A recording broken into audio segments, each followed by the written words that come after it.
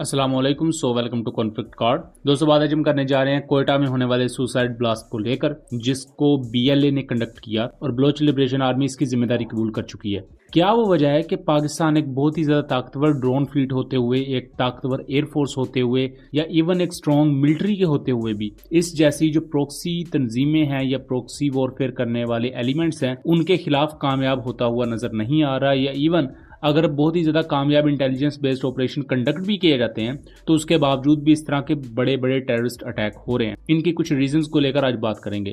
सबसे पहले दोस्तों मैं आपको बताता चलूं, 9 नवंबर की सुबह को एक अटैक होता है कोयटा रेलवे स्टेशन पर, और ये एक सुसाइड ब्लास्ट था जिसमें अभी तक की जो इतलात है, यानी कि 9 नवंबर शाम 4 बजे तक की जो इतलात है कि 31 लोग शहीद हो चुके हैं 26 से 31 के दरमियान, और 30 से ज्यादा लोग जख्मी हुए हैं। इस सुसाइड ब्लास्ट की जिम्मेदारी बलोच लिबरेशन आर्मी कबूल करती है और बीएलए ये क्लेम करती है कि उन्होंने वहां पाकिस्तान आर्मी के कुछ लोगों को निशाना बनाया। लेकिन जब हम जरा सबूतों को एनालाइज करते हैं तो हमें देखने को मिलता है कि जिस जगह ये ब्लास्ट हुआ वहां आम खवातीन, बच्चे, आम पाकिस्तानी सिविलियंस थे, और मजीद इन्फॉर्मेशन के मुताबिक ये पता चलता है कि वहां कुछ पाकिस्तान आर्मी के सोल्जर थे जो घरों को वापस जा रहे थे या सिविल कपड़ों में थे, तो ये उनको निशाना बनाया गया और उसमें खवातीन और बच्चे बहुत से लोग शहीद हुए हैं। बलोच लिबरेशन आर्मी को लेकर ये चीज इससे पहले भी माजी में वाज़ेह है कि इसको फॉरेन पावर्स सपोर्ट करती हैं। इंडिया की एक एक्टिव सपोर्ट हमें देखने को मिलती है। इंडिया का जो कुलभूषण यादव था उसे पाकिस्तान ने पकड़ा, वो भी इसी कामों के लिए पाकिस्तान में मौजूद था। उसके साथ साथ ऑपरेशन मर्ग बर सरमचार जब हुआ जनवरी 2024 में,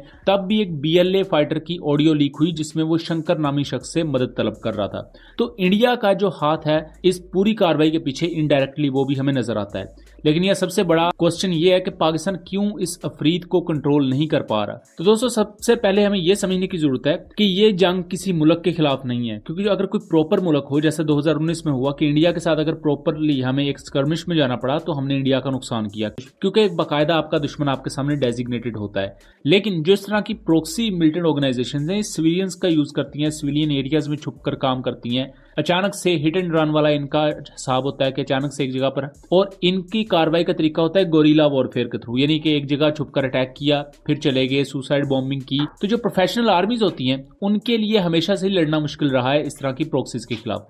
आप सीरियन सिविल वॉर देखें तो वहां भी जो इस तरह की मिलिटेंट ऑर्गेनाइजेशंस बनी उन्होंने सुसाइड अटैक्स किए, और सुसाइड अटैक्स के अलावा आईईडी ब्लास्ट और बहुत से इस तरह के दूसरे गोरिल्ला टैक्टिक्स जो कि प्रोफेशनल आर्मी नहीं करती। तो इस पूरी सिचुएशन को सब टैक्टिकल वॉरफेयर कहा जाता है, जहां एक प्रोफेशनल आर्मी एक गोरिल्ला ग्रुप के खिलाफ लड़ रही होती है। तो प्रोफेशनल आर्मी को हमेशा से लड़ने में दिक्कत रहती है। दूसरा, बीएलए होगी या टीटीपी है, इस जैसी जितनी भी मिलिटेंट ऑर्गेनाइजेशंस हैं वो यूज करती हैं सिविलियन एरियाज को, या अगर उन्होंने टारगेट भी करना होता है तो वो ऐसी कोशिश करती हैं जिसमें कोलैटरल डैमेज हो, यानी कि अगर आर्मी को उन्होंने नुकसान पहुंचाना है तो उसके साथ साथ आम लोगों को भी नुकसान पहुंचाया जाता है, जिसकी वजह से उनके पास दो क्लेम्स आते हैं। पहला तो वो ये कहते हैं कि हमने अपने दुश्मन पर अटैक किया, और दूसरा वो ये क्लेम करते हैं कि देखें इस आपसी लड़ाई में चूंकि आम लोगों को नुकसान हुआ है तो इसका इल्जाम भी वो रियासत पर डाल देते हैं। अब बीएलए कई मामलों में इसकी बहुत सी चीजें आपको प्रेडिक्टेबल नजर आएंगी। सबसे पहले तो मिसिंग पर्संस के नाम पर ये पूरा रोना धोना करेंगे। यहाँ रिसेंटली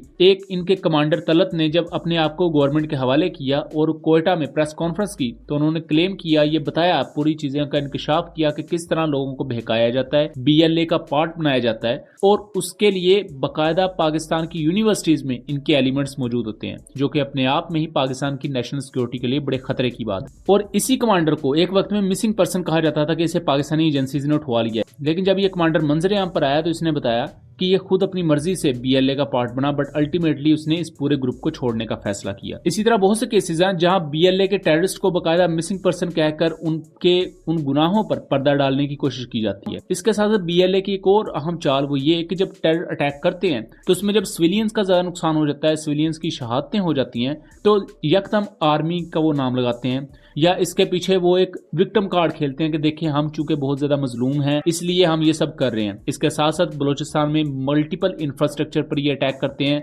जैसा कि कम्युनिकेशन टावर्स और मुख्तलिफ दूसरी चीजें। बलूचिस्तान की इस बढ़ती हुई सिचुएशन को लेकर हम एक तरफ अगर बीएलए के खिलाफ बात करते हैं तो दूसरी तरफ अपनी रियासत से भी क्वेश्चन करना चाहिए कि अगर आपके पास एक प्रॉपर यूएवी या ड्रोन फोर्स मौजूद है, उसके साथ साथ एक स्ट्रॉन्ग एयरफोर्स, स्ट्रॉन्ग आर्मी मौजूद है, तो क्यों अभी तक इस अफरीद का खात्मा नहीं हो सका? ये अपने आप में बहुत ही ज्यादा क्रिटिकल क्वेश्चन है, और शायद वो वक्त अब आ चुका है कि मजीद इस तरह की शहादतों को ऑब्जर्व करने की बजाय सुमुंगली में में मौजूद JF-17 को उठाया जाए और जो भी इनके करता धरता है उन पर डायरेक्ट बॉम्बिंग की जाए। इस चीज को हम सीख सकते हैं टर्किश एयरफोर्स से। जैसे ही उन पर कोई अटैक होता है कुर्दों की तरफ से तो वो बाकायदा कारपेट बॉम्बिंग तक कर देते हैं। जाके वो एक साइड से लेकर शुरू करते हैं बमबारी दूसरी साइड तक और हर चीज को रोनते हुए चले जाते हैं।